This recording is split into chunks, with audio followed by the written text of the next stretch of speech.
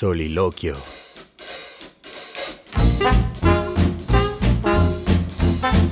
Buen día, planeta Tierra. Daniel Rosas de este lado.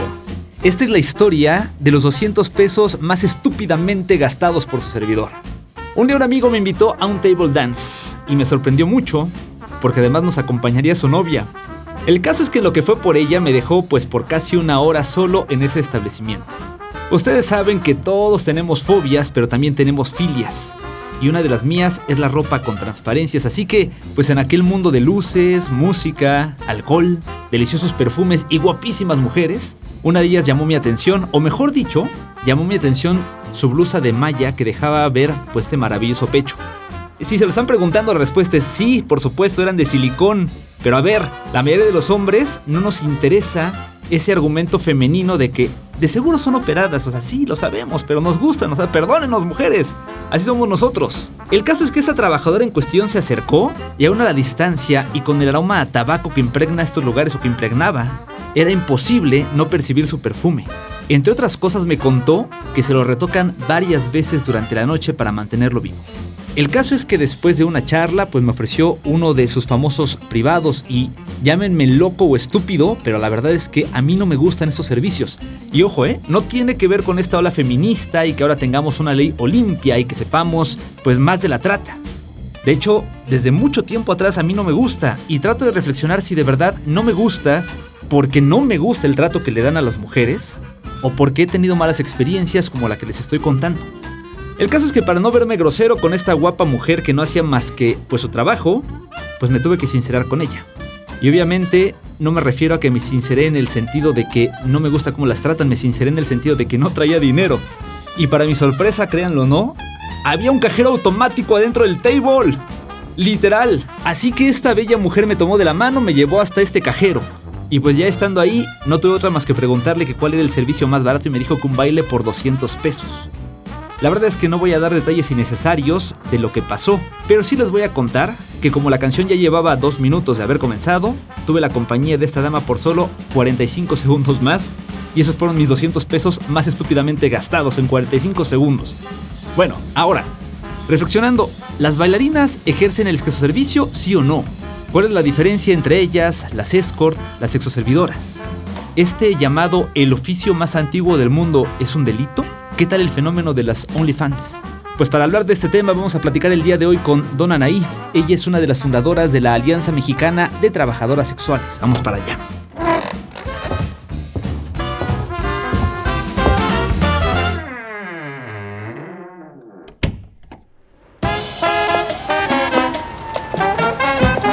Audiocentro presenta.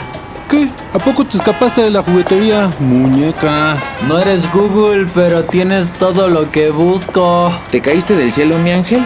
Si lo bonito fuera pecado, no tendrías perdón de Dios. ¡Ash! Hombres. Un podcast donde charlamos de las nuevas masculinidades que ninguna mujer se quiere perder.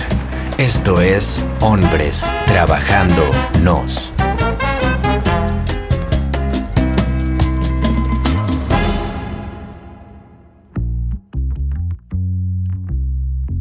Lo primero es, darte las gracias, el agradecerte, por supuesto, que platiques con nosotros y pues sobre todo que nos ayudes a derribar un montón de mitos o de falsas creencias que tenemos todavía acerca del trabajo sexual.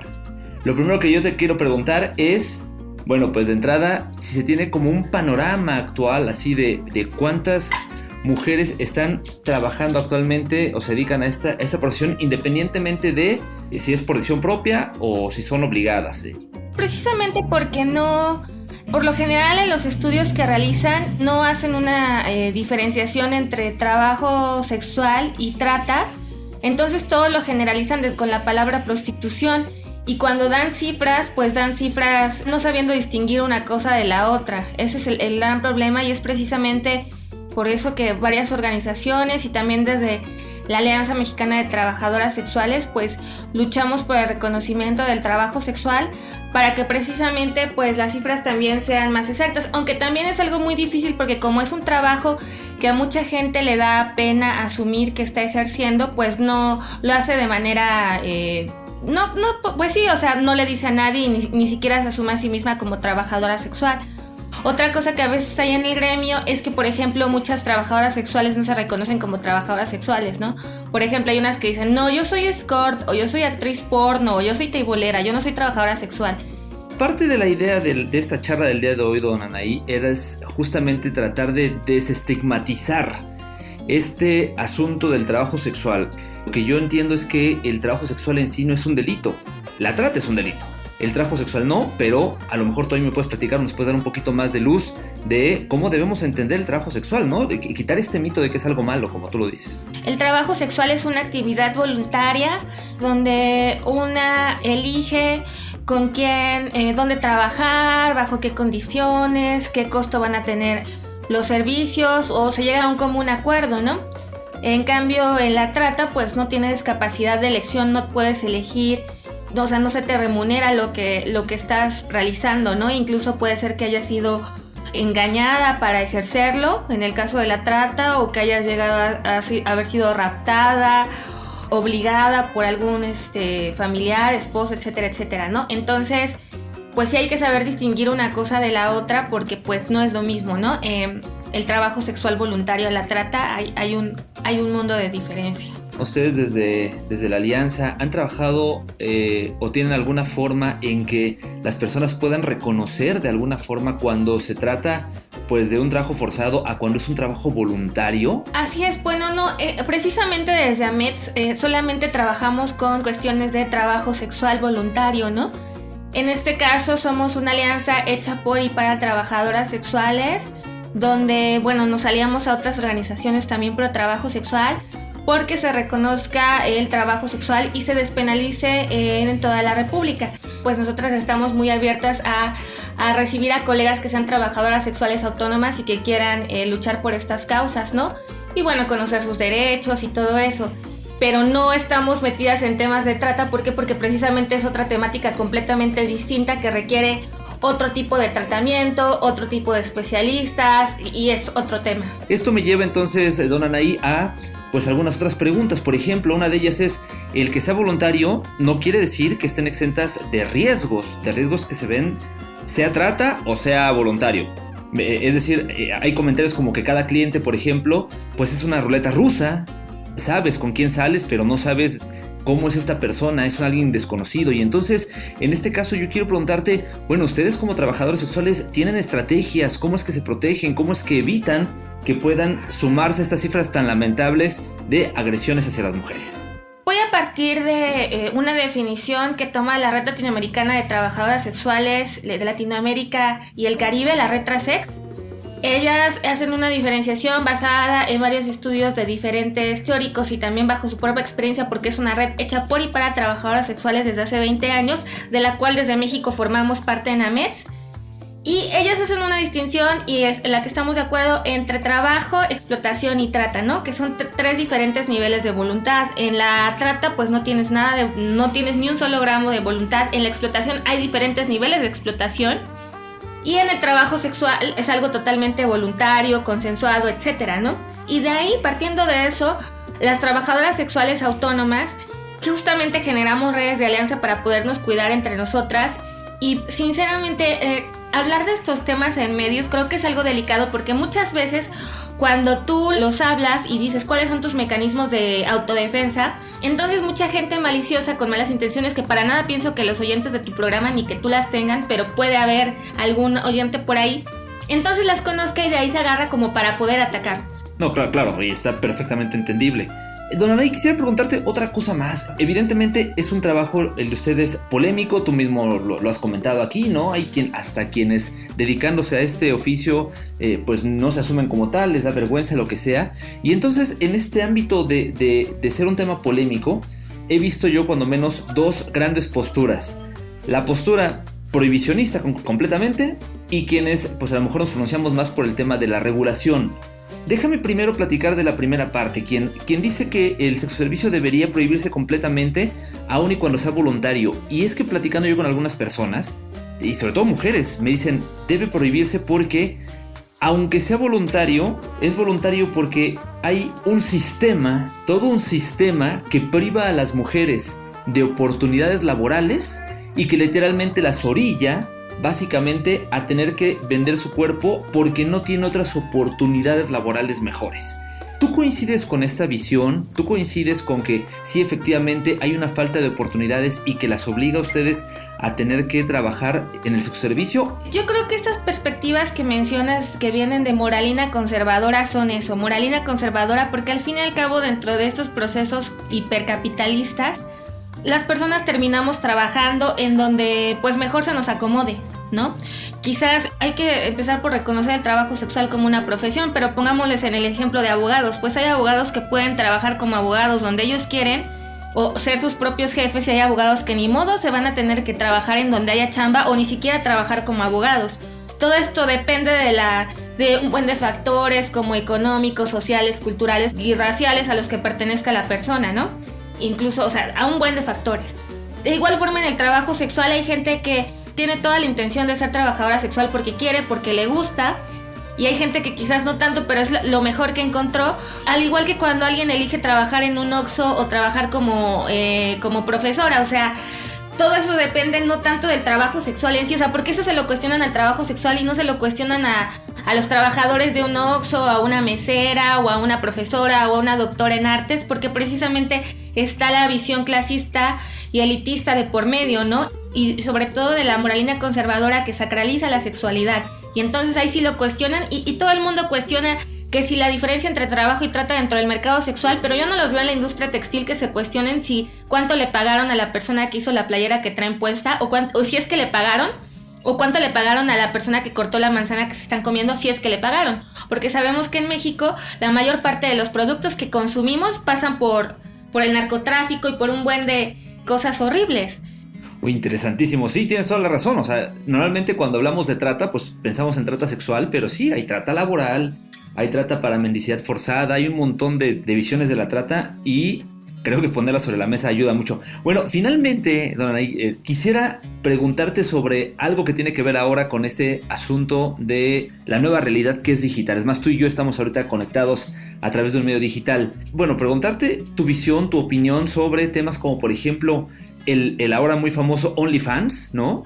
Pues es que creo que son dos temas diferentes, ¿no? Una es el tema prohibicionista de las plataformas que por su moralina conservadora y porque los métodos de pago les amenazan con cerrarles sus plataformas si siguen dando oportunidades laborales a las personas que ejercemos el trabajo sexual, que eso está terrible y precisamente ahorita este año se empiezan a tomar muy en cuenta los derechos cibernéticos y más en cuenta, por ejemplo, lo de la ley Olimpia, y ahí entra el segundo tema. Creo que una cosa es que nosotras con nuestro consentimiento vendamos nuestro contenido y otra cosa es que se robe el contenido o que se tome el contenido de alguien que nada más quiso compartirlo a una sola persona y que se empieza a divulgar por ahí o que incluso lo revendan, ¿no? Que muchas veces pasa eso, o sea, muchas colegas que venden sus packs, sus videos y todo, ellas venden su contenido, pero después estas personas roban su foto, crean otra identidad ficticia y venden su contenido en nombre de ellas, no con su imagen. Entonces creo que todo esto se reduce a que tenemos que empezar a poner más atención a nuestros derechos cibernéticos. O sea, no porque el hecho de que seamos trabajadoras sexuales pueden hacer lo que sea con nuestra imagen, ¿no? Tanto como prohibirnos como revendernos, ¿no? O sea, como en el sentido que te decía, o sea, es como lo peligroso y delicado de esta labor es que parece que tenemos que estar defendiéndonos de todo, ¿no? O sea, por un lado, que las redes sociales y todos estos medios respeten y reconozcan nuestros derechos como trabajadoras sexuales, ¿no? Empezar a meter mano para que existan los derechos cibernéticos en México. Y después como de la clientela, ¿no? Que te digo que hay veces que hay gente que ha robado así la identidad de la compañera, agarra su foto, agarra sus videos, crea otro perfil, otra página y revende su contenido, ¿no? Y eso solo es muy peligroso porque pueden empezar a decir cosas que ni siquiera dijo la colega y culparla de que esa persona que está en redes sociales pues lo dijo, ¿no? O incluso no sé, podrían pasar miles de cosas terribles ahí. Entonces, pues sí, es algo muy delicado que va a requerir mucho tiempo y que es un tema bien largo y que no se va a resolver de un año para otro. Correcto, bueno, pues para finalizar yo diría, estamos poniendo nuestro granito de arena con este podcast en cuanto a tratar de quitar el estigma que se tiene hacia el trabajo sexual como una actividad negativa, pero también creo que hay otra parte que debe ser la de las autoridades justamente en temas como los que estás mencionando, ¿no? En garantizar los derechos digitales, en trabajar porque su contenido, que a final de cuentas es contenido propio, no sufra este robo y reventa. Y entonces ahí en ese sentido no sé si quisiera hacer tú algún comentario sobre cómo están reaccionando las autoridades, cómo les están apoyando, si les están apoyando o si están haciendo oídos sordos a todas estas demandas que ustedes tienen. Pues en este sentido, ahorita en AMETS estamos solamente trabajando en la Ciudad de México y con la Red Latinoamericana de Trabajadoras Sexuales, pues es a nivel Latinoamérica y el Caribe y se hacen como, pues hemos tenido diferentes espacios para hablar sobre nuestras propuestas. Sin embargo, pues aparentemente hay apertura, pero pues ya el tiempo dirá, ¿no? La verdad es que es mucho trabajo, es mucha labor eso, sabemos que no se pueden cambiar de un año para otro. Hay propuestas, hay gente que tanto que nos apoya, por ejemplo dentro del Congreso, pues hay gente que nos apoya y que nos escucha y nos invita y hay gente que todo lo contrario, ¿no? La onda que es articular acciones de manera integral y transdisciplinaria y con mucha paciencia para que esto, sobre todo, que se despenalice. Lo importante aquí para nosotras es que se despenalice en toda la República el trabajo sexual, más que regularse, que se despenalice. Perfectísimo. Bueno, pues si alguien está interesado o interesada en conocer más de la visión que ustedes promueven de un trabajo sexual voluntario, ¿hay algún sitio, páginas, redes en donde puedan seguirlas o informarse más? Claro que sí, nos pueden buscar como Alianza Mexicana de Trabajadoras Sexuales AMETS en Facebook, Twitter e Instagram, AMETS, o como la Red Latinoamericana de Trabajadoras Sexuales, que es Retrasex. Y en dado caso de que por alguna razón nos tumben por estas políticas punitivas, también a mí me pueden googlear como Don Anaí y yo les paso la liga de donde nos pueden encontrar si es que tenemos que abrir unas nuevas páginas. También hay una página de la Retrasex en internet para que puedan leer más al respecto y ahí tienen una biblioteca digital con autores, autoras al respecto y bueno, pues eso.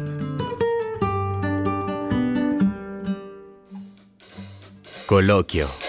De acuerdo con los resultados de una encuesta sobre trabajo sexual realizada por el Consejo para Prevenir y Eliminar la Discriminación en la Ciudad de México, 9 de cada 10 personas que ejercen esta profesión lo hace en la calle. 7 de cada 10 vienen de otras entidades del país. ¿Y cómo estamos en cuestiones de ingresos? Pues el 37% gana entre 500 y 1,000 pesos a la semana, pero un 14% gana entre 3,000 y 5,000 pesos a la semana. Hagan cuentas. Este podcast fue producido por Audiocentro, grabado por Noemí Castillo Baltazar, editado por Juan Bernardo Cantú bajo la dirección general de Luisa Cantú y la producción de Javier Martret.